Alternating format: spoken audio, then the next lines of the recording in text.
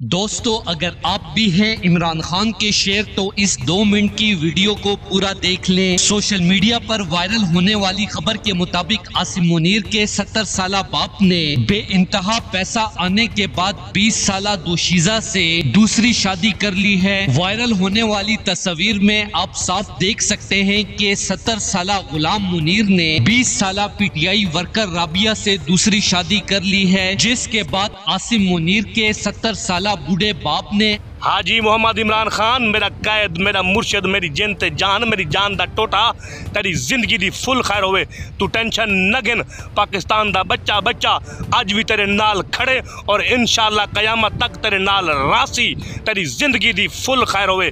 مولا علی دا فرمان ہے، کفر اور نا انصافی دا قانون تا چل سکدے لیکن ظلم اور جبر دا نہیں چل سکدا۔